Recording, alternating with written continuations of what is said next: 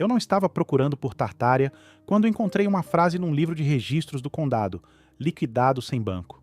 Ano: 1859. O recibo listava compras, salários e dívidas, mas não havia uma única linha sobre agência, gerente ou juros. Só nomes de vizinhos e a palavra ajustado. Se isso era normal, então em 1863 não nasceu um serviço, nasceu uma substituição. E o mais estranho, os valores eram em dólares, mas ninguém pagava em dólares. Mesmo assim, tudo fechava, sem erro, sem sobra. Fim. Eu comecei pelo lugar mais chato possível, o porão do fórum antigo.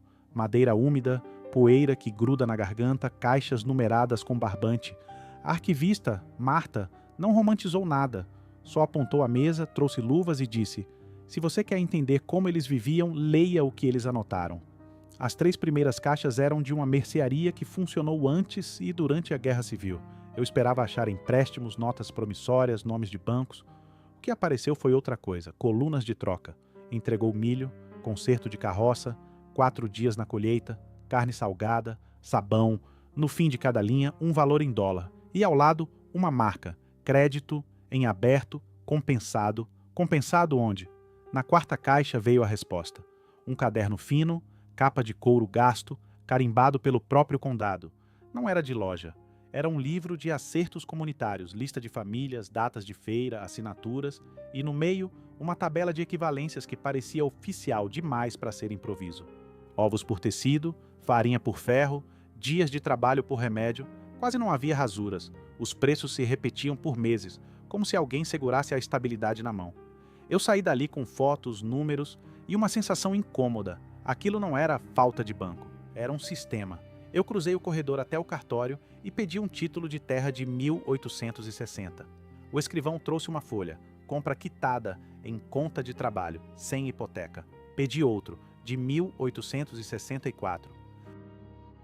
Vieram 3 páginas, e a primeira menção a um banco de fora bem ali, visível no papel, invisível na história que a gente aprende.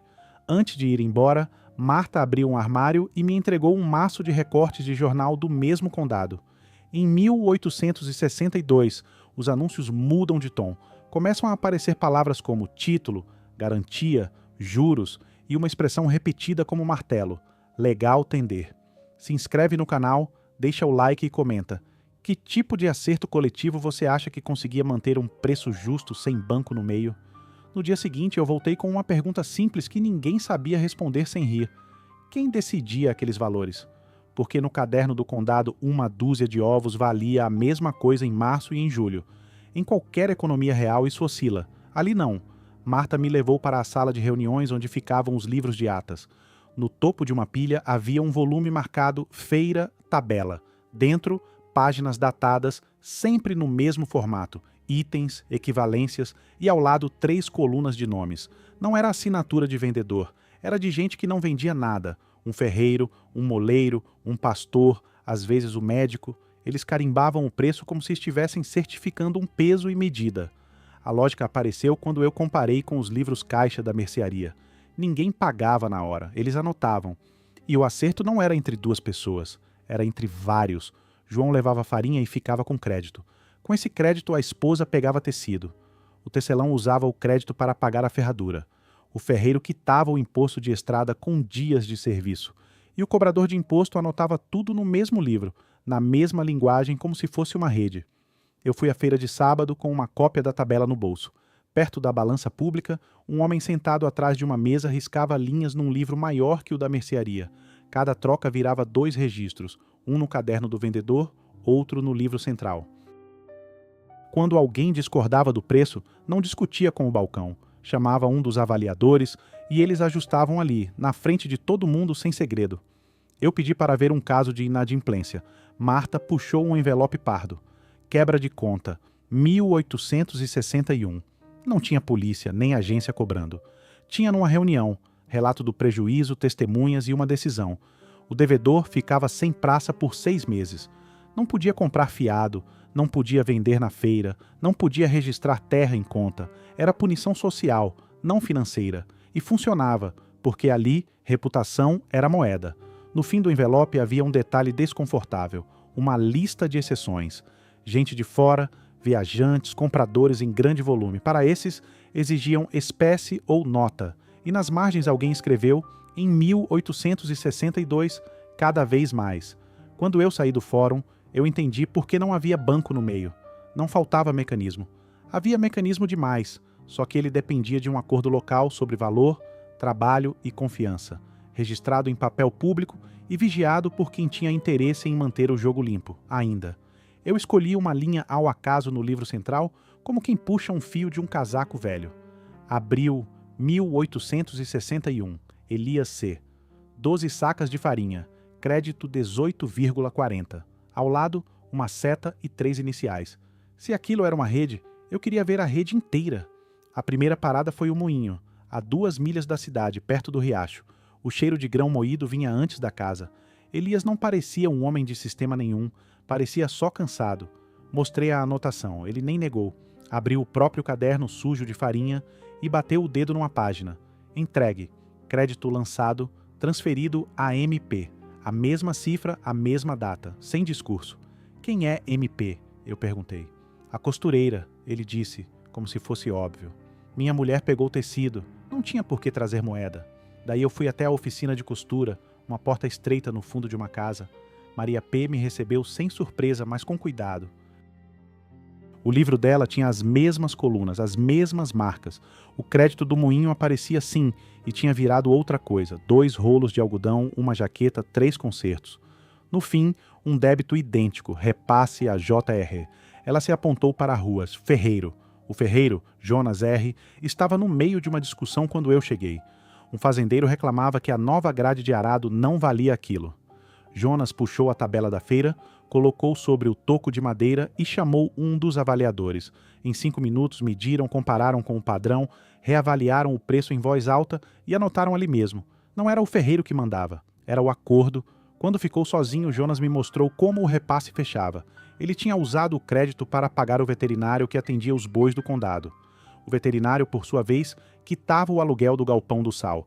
E o dono do galpão tinha uma linha de imposto municipal quitada em serviço. Eu vi a mesma cifra saltando de mão em mão sem nunca virar dinheiro. Na saída, Marta me ligou do fórum. Alguém tentou rasgar páginas do livro central naquela manhã.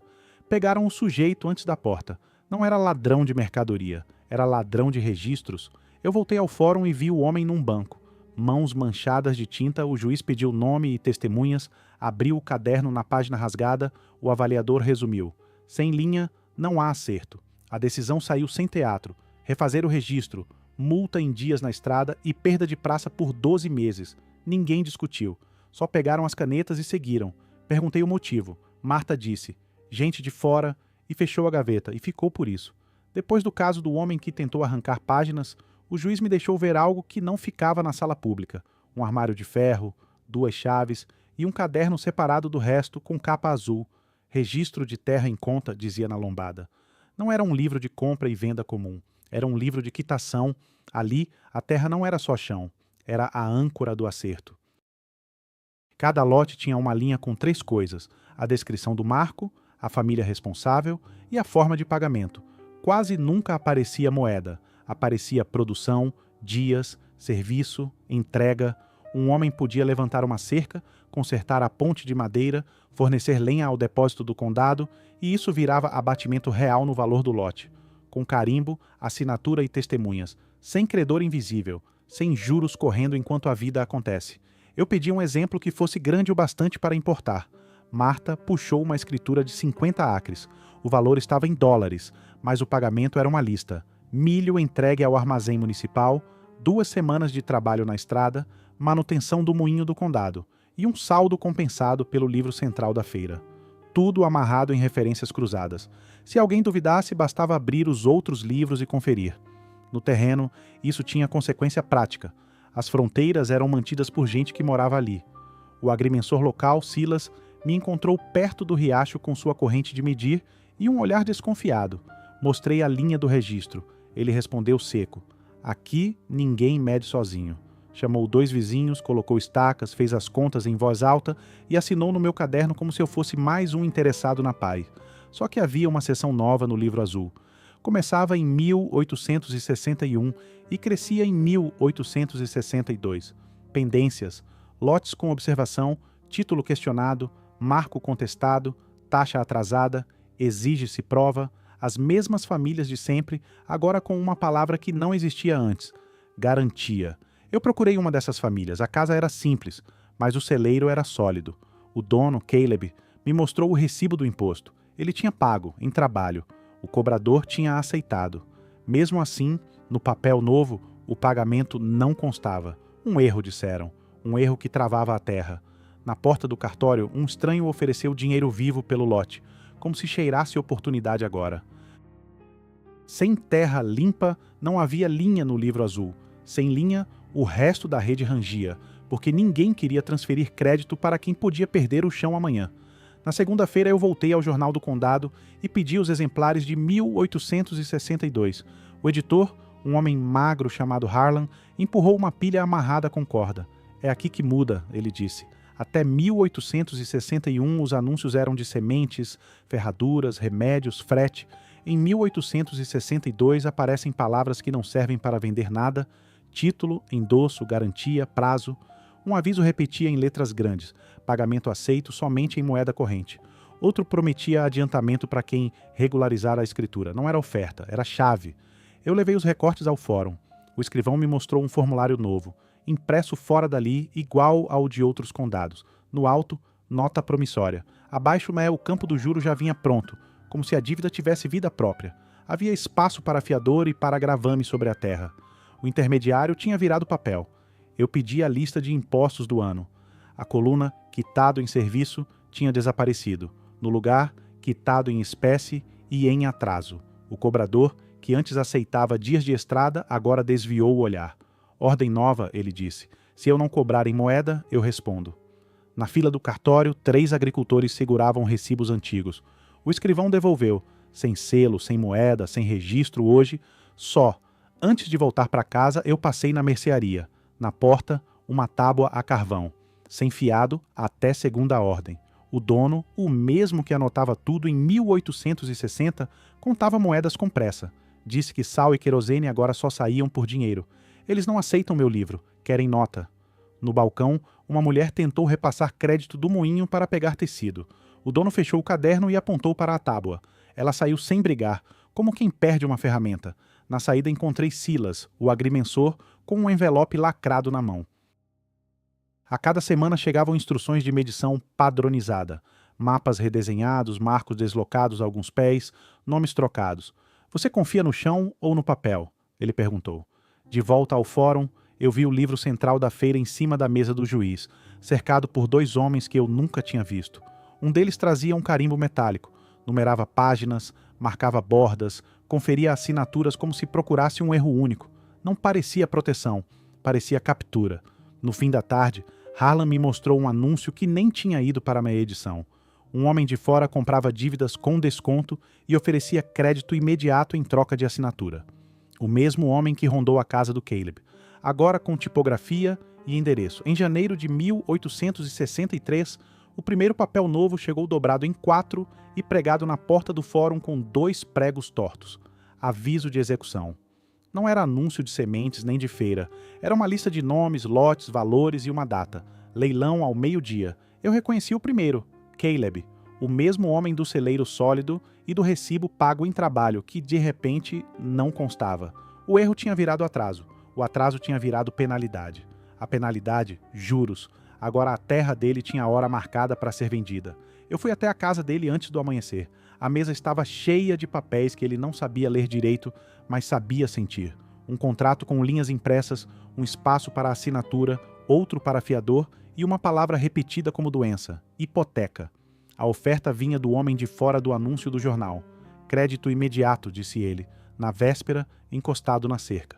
O preço era simples: transformar o lote em garantia. Caleb tentou usar o que sempre funcionou. Levou milho ao armazém municipal, ofereceu dias na estrada, pediu ao cobrador que lançasse no livro. O cobrador não abriu o caderno. Apontou para uma caixa de metal na mesa e para um saco de moedas. Só isso agora. No fórum, eu vi como a mudança se encaixava por dentro.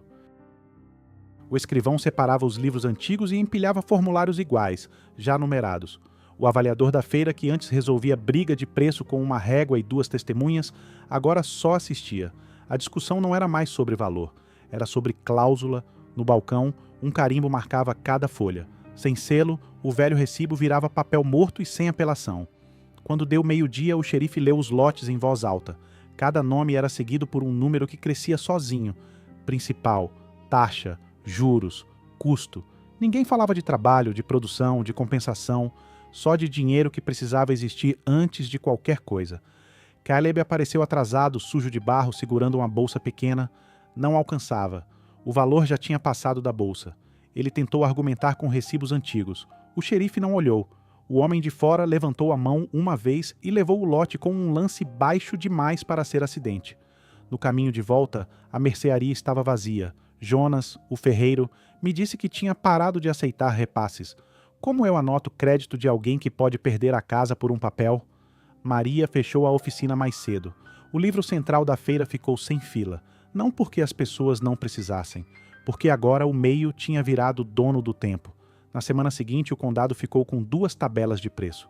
A da feira ainda existia, pendurada perto da balança, mas ninguém olhava. A outra vinha impressa em folhas que chegavam de trem com carimbo e assinatura de gente que nunca pisou ali. O querosene subiu numa manhã sem faltar querosene. O sal dobrou porque é o valor do mercado. Mercado onde? Aqui não tinha mercado, tinha vizinhança. Harlan me mostrou o que mudou no jornal. A seção de avisos virou uma muralha de letras miúdas.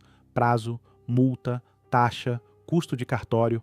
O mesmo anúncio de crédito imediato agora vinha com tabela de juros e embaixo uma frase seca. Pagamentos em atraso serão reportados. Reportados a quem? Eu tentei seguir o trem.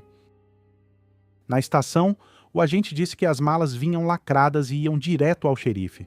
Perguntei quem mandava. Ele apontou para o telégrafo ali só. Ordens de cima. Na parede, uma lista de devedores circulava com espaço para novos nomes. Eu voltei ao fórum para ver o livro central. A mesa estava vazia.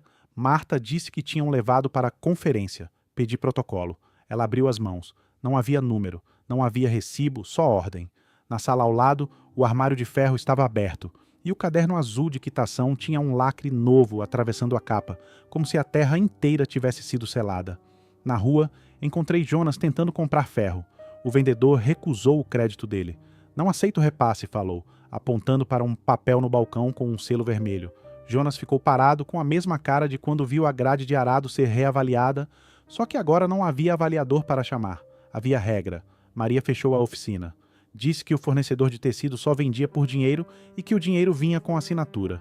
Vi 2 mulheres discutindo na porta da mercearia porque uma queria pagar com ovos e a outra tinha medo de aceitar e ficar marcada. De repente, até a confiança dava medo. À tarde, um carro parou na frente do fórum. 2 homens desceram e entraram sem cumprimentar. Um deles carregava uma pasta grossa, o outro uma caixa de metal. Quando saíram, a caixa estava mais pesada. Marta não olhou para mim, só sussurrou. Eles estão copiando nomes. No fim do dia, eu fui até o depósito onde guardavam papéis antigos. A porta estava trancada com corrente. Um cheiro de fumaça vinha do fundo, fraco, mas constante, como fogão aceso. No pátio, vi cinza presa nas poças e pedaços de papel com linhas de contabilidade. Sem assinatura, sem data, só números quebrados. Quando anoiteceu, eu voltei ao pátio do depósito. A corrente ainda estava no lugar, mas a fumaça já não era fraca. Vinha de um tonel de ferro atrás do galpão, alimentado com pastas inteiras. Terminarem, acabou, ela disse. Abrimos a terminarem, acabou, ela disse. Abrimos a porta e entramos com o ar quente batendo no rosto. No chão, caixas rasgadas, carimbos, folhas soltas. Eu peguei o que dava para ler. Números, nomes, repasses. O livro central não estava ali, mas havia algo pior. Cópias. Num canto, uma mesa improvisada com papel timbrado de fora. No topo de um maço, a palavra circular, datada de 1862. A instrução era direta: impostos somente em moeda reconhecida, registros somente com selo, títulos revisados por padrão único, pendências convertidas em cobrança. E uma frase que parecia escrita por alguém que nunca teve vizinho: substituir arranjos locais por crédito regular. Atrás dessa circular havia uma lista de condados e ao lado metas. Quantos títulos limpos, quantas hipotecas assinadas, quantos leilões previstos. Aquilo não era adaptação, era plano. Lá fora, O tonel estalou. Um dos homens do carro apareceu, viu a porta aberta e veio rápido. Marta se pôs na frente. Ele exigiu o maço. Eu mostrei a folha e perguntei quem mandava. Ele não respondeu. Só apontou o revólver para o chão, como aviso, e disse que aquilo era assunto federal. O som do metal no assoalho deixou claro o recado. Não era conversa. Eu enfiei as cópias dentro do casaco e saí pelos fundos com Marta. No meio do mato, ela me levou até a casa do juiz. Lá, o juiz pálido abriu uma gaveta e me entregou a peça que faltava. A ata de uma reunião fechada, assinada semanas antes do primeiro aviso de execução. Falava em padronizar o valor da terra, concentrar a arrecadação, disciplinar a praça e transformar crédito em necessidade. A rede tinha sido desmontada por decreto, papel e medo. Harlan tentou imprimir a circular. Antes do amanhecer, o xerife tomou as provas da tipografia e mandou calar a edição, sem recibo, sem explicação. Na manhã seguinte, Caleb passou na estrada com a carroça vazia. Não havia briga, só silêncio. A feira abriu, mas ninguém ajustou o preço. Todo mundo esperou a tabela de fora como quem espera permissão para viver. Se inscreve no canal, deixa o like e comenta. O que você acha que foi realmente destruído aqui? Um sistema de troca ou a autonomia de decidir o próprio valor? Te Dudi.